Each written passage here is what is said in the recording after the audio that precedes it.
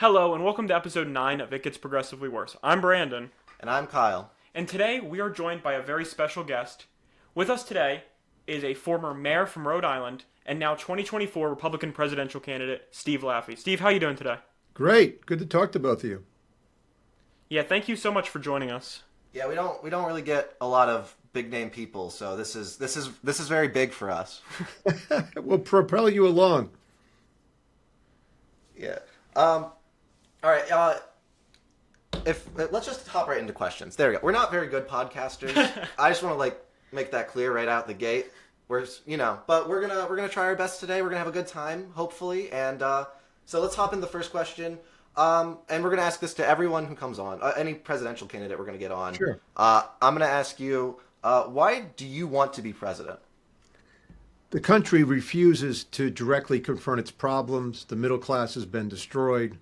It's going to take a financial expert, someone who can get people in the right positions at the right time.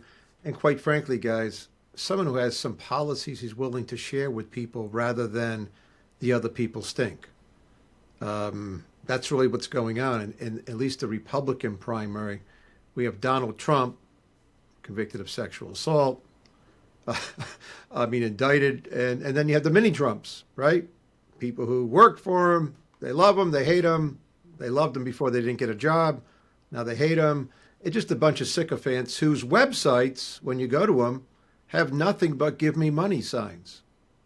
Mine, SteveLaffey.com, can listen to 100 hours of stuff on the same. I made a movie about this stuff that I talk about. So there needs to be some normal person running, and that would be me. But my background is huge, to not use Donald Trump's term, but my background is vast on the areas that America needs help.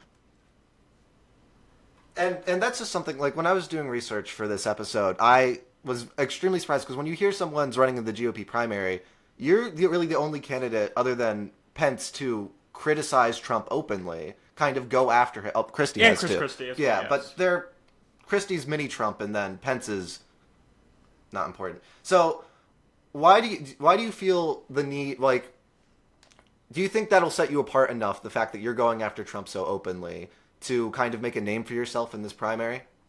I don't really need to make a name attacking Trump. It's not really my point. It's just, when you get indicted on 37 counts and the other people say, like this Mr. Ramaswamy wants to guarantee that everybody running for president pardons Trump on his first day in office, this is sort of insane, right? I mean, Chris Christie announced he was going to run against Trump just to attack him. Either he forgot how to attack people, or maybe when he had this whole announcement about character counts, he forgot to tell people that, oh yeah, 2 of his people in Bridgegate went to jail that worked for him. He left office with a 14% approval rating. Remember when he closed the beaches, but then he sat on them with his family. So, character counts, Governor Christie. But, these people, look at Christie when President Trump, the tape came out about him grabbing females by the wrong parts, when blah, blah, blah. What did Christie say? He's a pretty good guy. So I don't have any of these problems. But that's really not why I'm running. I'm running because young people are totally hosed by the elites, by the Federal Reserve, by the past 4 presidents. It's been going on for a long time. And the middle class really doesn't exist. And I'm the only person with any proposals, specific proposals like Social Security, the Federal Reserve, China, et cetera, that are lengthy, that are long, that take time to talk about, but will fix things for our country so that you people will have a future. That's why I'm here. So, to shift away a little bit from talking about different candidates and more onto you, Yeah, sure. let's say, if you were to be elected president, what would be your biggest priority in office? What would be like the one thing that would be more important to you and your candidacy than maybe any other policy? Yeah, and it's the first thing on my website under issues called Social Security, a $65 trillion problem. That's what I would do. And the problem with everybody else is that so for example, Donald Trump won't touch Social Security. Mini Trump, Desantis won't touch it. Nikki Haley will raise the retirement age. She doesn't know how high. She doesn't know what the actuarial numbers would be. I do. So at stevelaffey.com is a complete plan to take $65 trillion out of our unfunded liabilities, twice our national debt. Young people get a brand new system. Old people get what they got. People in the middle get half of each. You can read it there at stevelaffey.com. I can discuss it for 45 minutes. But this is what has to happen to take the debt of our country down, and for young people who 35 years from now wake up and go, wow, I got $10,000 a month. That guy Laffey, he wasn't joking around. See, I'm never joking around. So if I become president, we're not going to do anything else but fix the first problem. Then we'll do the second problem. Not talk about it and not do it the way these politicians do things. And so, well, I want to continue talking about Social Security. Would you be willing, like, how would you respond to people who criticize your method of changing Social Security? How would you work with either on the other side of the aisle or within the Republican Party itself to make sure that this plan passes or gets through? Well, one, I do what I'm good at. I get on a plane, a train, or an automobile. John Candy's not around to go with me anymore, but you just go around and you build public support for legislation. You don't do executive orders. By the way, my plan doesn't come from a right-wing guy. My plan is from Larry Kotlikoff, the senior economic professor at Boston University, the world-renowned expert in Social Security. After getting his doctorate, worked in the Social Security Administration under Reagan. If somebody has a better plan, guys, I'm all in. I haven't found it. I'm not an inventor. I don't just invent these things. What I am is a Harvard Business School graduate who knows how to take the best policies, adapt them, put the right people in charge of them, and get it done. So yeah, by the way, we can convince people to do this. We can convince a lot of people to do it, but we're going to put public pressure on elected officials to get things passed. That's what's missing from the dialogue of the people who run the country. They just talk. So in research about you and your past in politics, we found a little bit about after you were mayor, you went on to have an unsuccessful Senate primary campaign. Yes. What did that teach you that you're going to use to influence this presidential campaign? Well, I don't know if it taught me. I mean, the truth is that I wrote a book about it called Primary Mistake through Penguin Books, the largest book publisher in the world. It's still a well-read book by people who want to get involved in politics. I am the only living or dead elected Republican to run for high office to be attacked by the National Republican Party. What did I learn? I learned even more so that it's all about power politics, and anybody like me that wants to actually change things, the National Republican Party will either ignore or attack. That's what I learned. So, but the side question to that is, Steve, if you get popular and they start whacking you with stuff, how would you react? Well, I've already been through the ringer. I didn't run in 2006 against Lincoln Chafee. Lincoln Chafee by himself and me by himself, I win 75-25. He doesn't stay in the Republican Party like he didn't afterwards. Became a Democrat.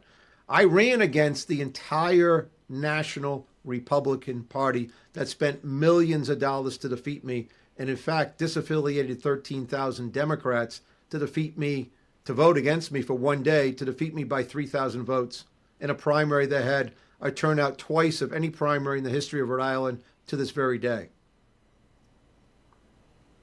So with the I mean, and you just said the establishment's against you. Yeah. How do you plan on overcoming that? Like, is there like a way to avoid that happening here on the larger scale? Avoid a way that you can actually make a breakthrough with everything against you?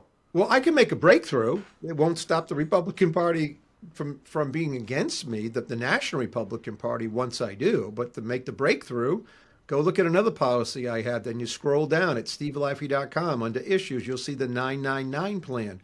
A man who broke through that they didn't want around, his name was Herman Cain. 2011, Herman and I became friends. He should have been the president. The National Republican Party could not have someone with a new tax plan become president, so they worked eagerly to take him out.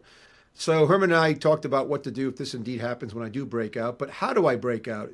I'm in New Hampshire. I live here. I'm from New England. I went to Bowdoin College in Maine, Harvard Business School in Boston. I'm from Rhode Island. So my friends from those days and other campaigns are helping me.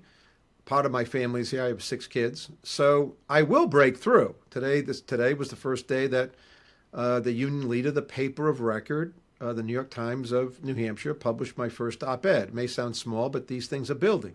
I speak nearly every night to different Republicans. By September, I will have broken through, I think.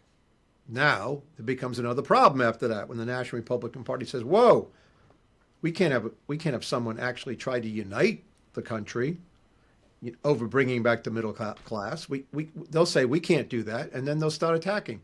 But until then, they won't. So basically, if you're a Republican, you have 2 choices. You got Trump and the mini Trumps, boop, boop, boop, boop, boop, or you have me. That's all you got. You don't have anybody else. You have Trump and Asa Hutchinson probably doesn't fall into that camp, the former governor of Arkansas. But you really just have me if you want to actually fix things. The question is, do people want to? Or do they want to keep arguing and arguing? Or like, for example, the last 5 emails I've gotten from Ron Desantis and, raising money are all about, and President Trump, all about, Marxist on the left, media, attacking me, send me money. If you like that, then I'll go nowhere. If there's 95% of the people like that, then I won't go anywhere. I'll just go back to Fort Collins and play with my children. But if you want real change and to fix the country so that young people have a shot in life to live in the middle class, to live in the upper middle class, to have a better life than the parents, then you only really have me. That's my campaign.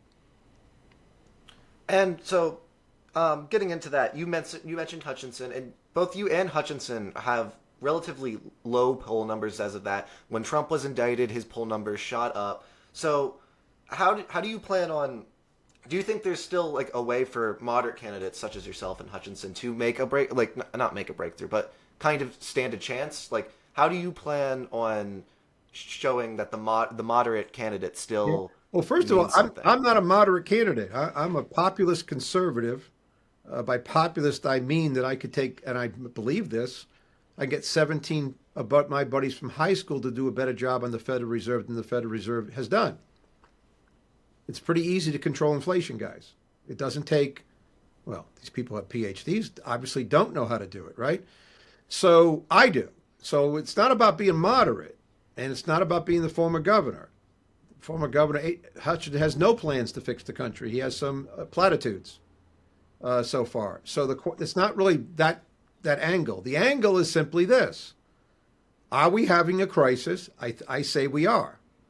Is there anybody running who's actually spoken consistently about what's happening now with China, with the financial crisis, for about 15 years straight? Is there anybody who made a movie about it that seems to be an Old Testament prophecy type guy in a secular manner, because everything I talked about is actually happening right now? No, the answer is no. So how do I break through? It's not about being moderate. It's not about this. It's whether or not I can get to enough people in New Hampshire. So there's a nucleus of people talking, and I cross what I call the chasm, which is what you have to do in a campaign. I was a total unknown in Cranston, just a little city. I know, not little, but the second largest city. Took a couple of months. Now there's more of the internet, what you guys do, people listening. It has to all come together where I show up in a poll. People put me in a poll. But I'll tell you this, guys. I'd rather be me than Mike Pence. Do you think the Vice President of the United States, Richard Nixon, in 1960 started off at 7%? Do you think George Bush, the Vice President for Reagan, started off at 7%? No, they were 50. These people are going nowhere. I don't even know what they're thinking of running for. I'd rather be the small growth stock that I am and look out 6 months to where I'll be, because I'll be going up. I can't go down. But again, how and what exactly happens, no one really knows that. I just got to do what I do best. Go meet voters, keep writing, talk to anybody who will talk to me, get on ABC like I was last Friday Night Live, one of the biggest stories they did, and then look at this 5,000 comments or whatever where they're 99% positive going, finally, someone who actually has solutions, someone who actually says what he thinks. That just has to happen 10 or 12 more times, and then everybody will know who I am. Well, hopefully, our podcast in some way can also help spread that message. One thing we want to do real quick is we want to take an opportunity to just ask you about some of the issues that are most important to some of our listeners, Yeah. so they can kind of see where you stand on those. Sure. So first, we've talked a fair bit on the show about gun control before. Where do you stand on that issue?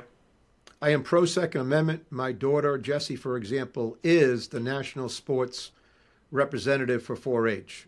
She went to the national trap shooting contest. I live in Colorado. The Laffeys all shoot, and they generally go to the state championships in muzzleloader, in .22 rifle. So that's where I stand. All right, and then obviously abortion right now is a hot topic issue, as there's been attempts to ban it on the state level and national level. Where do you stand on that? I prayed that Roe versus Wade would be overturned. It was, and that's it. I don't need to do anything else. And as president, I won't do anything else. It's a state issue. That's where it belonged. That's where it stays. All right, and now on your website you have a lot of domestic issues, but domestic problems aren't the only ones that exist in America. And I did pull out the your position on China, which is very, very well done. The no trade, great idea. But Republicans go both ways when it comes to Ukraine. Like, you have Lindsey Graham, who is fully in support, and then you have Ron DeSantis, who is a Ukraine skeptic. Where do you fall on that? Well, first of all, I don't think anybody is actually a Ukraine skeptic except for Tucker Carlson and the people who, like Ron DeSantis, just simply respond to not run afoul of him to get his support, so they become anti-Ukraine people. Ukraine is extraordinarily important to win. If you have any knowledge of Russian history back from Ivan the Terrible, Russia will always move west. There's a treaty with the Cossacks in 1654. There's Potemkin villages under Catherine the Great. You could go on all day about this, folks. And so Ukraine has to win, Russia has to lose, and NATO needs to increase what it's doing. But yes, I find it of critical importance, because if they take Ukraine and we do nothing about it, there's a much likelier possibility of an exchange of nuclear weapons when they take Poland, when they take other countries that are members of NATO. The thought process that it would be anything else for Russia means that you know nothing about geopolitical, nothing about geography, and nothing about history. I'm sorry, that's just the way it is. So it's very important. That was very well put. And shifting over to one of the United States' other large rivals now, NATO's been expanding into the Asia-Pacific. Would you encourage them to continue so, like with cooperation with the Philippines and Japan against the growing threat of China to Taiwan? Well, NATO, I don't know about NATO moving into those countries. Maybe they are, but I don't think that's necessary. What's necessary is to, and I've said this, by the way, I'm the only person who said this consistently and made a movie. Just go to fixingamericamovie.com on my website and find it. Just watch the trailers. I've been saying publicly since 2005 that we shouldn't be trading with communist China. Another thing that everybody knew, but nobody would say because they were at the beck and call of large American corporations that were effectively becoming Chinese corporations, Deere, Walmart, etc., right? So this all happened to the point where I said it was going to happen. And China built up its military, and you guys sound young, which is good for you, but everybody was saying back in 2000 all the way to last year that China would become a democracy if we just gave a good trade deal like we did in 2000 entering the World Trade Organization. I said never, publicly in 2005 and 2006 running for office, made a movie about it. So what has to happen now, unfortunately, because we're behind the eight ball, is organize these countries that now know, Japan knows that China's a menace, right? And now China didn't just become a stronger communist country, it became a one-party, one-man dictatorship. So now there's a real problem. So yes, we have to organize, and we are organizing with Australia, submarines are being built, et cetera, to buttress the growing China menace. But the menace goes away because their population is declining. They're missing 100 million people they didn't measure correctly because they were a communist country and they didn't count them. Long story. And so they import most of their food and lots of their oil, and they need this other stuff. So we got to crack down on them and get the manufacturing out of there. It'll take a while. And all they're left with is T-shirts, whatever. But we got to do that to make sure that our children, and we avoid a war. So I've been consistent. Again, when you talk to me, I've been consistently saying the same thing like a broken record for nearly 20 years on all these subjects. But go ahead. All right, so going back to some domestic policy issues, where do you stand on a potential minimum wage increase? Do you believe that it should be increased, as some progressives have called, to up to $15 per hour, or do you believe No. that it should stay where it's at? I don't think you should. I think states can decide minimum wage. I don't agree in any minimum wage myself. All a raise in minimum wage does is two things. It hurts really poor people, people who came out of prison, who can't produce $15 or $20 or 30, whatever. Because, by the way, progressives, when you get 15, they want 20. When you get 20, they want 30. I don't know, philosophically where it is in any moral land that you tell me how much to pay my workers. Now, years ago, when Allentown, Pennsylvania, at the turn of the 19th century, you couldn't leave, and they had massive power over their employees. Okay, there were real problems. That's why unions developed, rightfully so.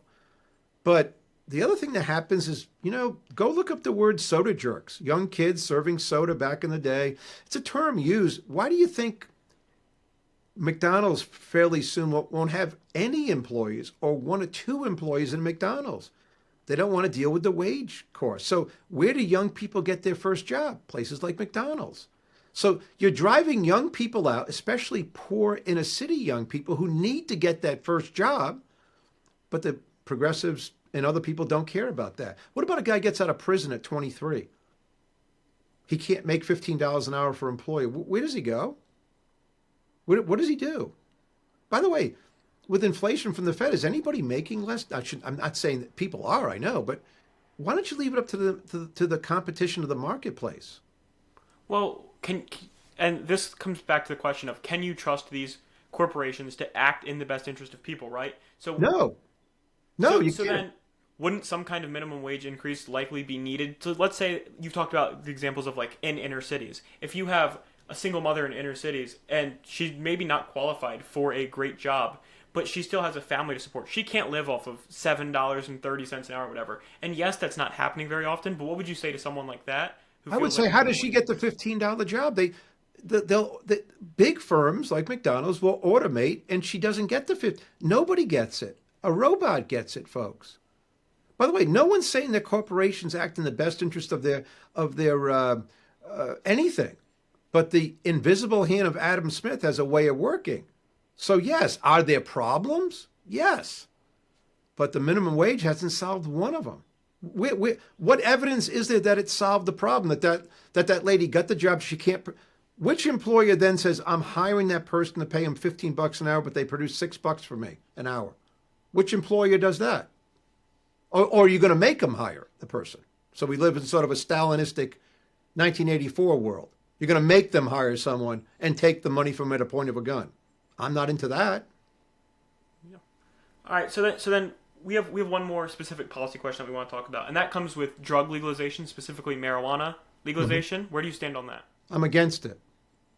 Are you against it completely, or do you believe that should be on a state-by-state level as it is now? Well, it will be on a state-to-state level. It's fine. I mean, they can do that. I'm just simply against it. I grew up as a young man and watched people smoking dope. It was definitely a gateway drug. It was 1/12 the THC that's in today. I live in Colorado. I watched them legalize it. I watched people jump out windows. I watched death fatalities go up. I see young kids' brains being burned, psychotic breaks. All this is actually happening in Colorado today. No one seems to care. By the way, seems to be more popular after people legalize it in the state than before. Doesn't mean it's not bad. It's bad. Now, am I going to spend any time on it as the president? No. I mean, folks, is it on my website as like one of the things I want to do? No. But you ask me a question. I give you an answer. I don't mince words. I'm against it. Okay. Well, thank you very much for joining our show today. It really meant a lot that you were able to come on, and hopefully this will help get some positive press for both you and us. We really appreciate it. Yeah, no, great, good questions, guys, and keep going. I'll come on again.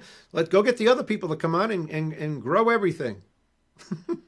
Well, you're a great first step. Thank you so much again. Yeah, thanks so much. Talk to you soon. Talk to you soon. Thank you. Bye-bye.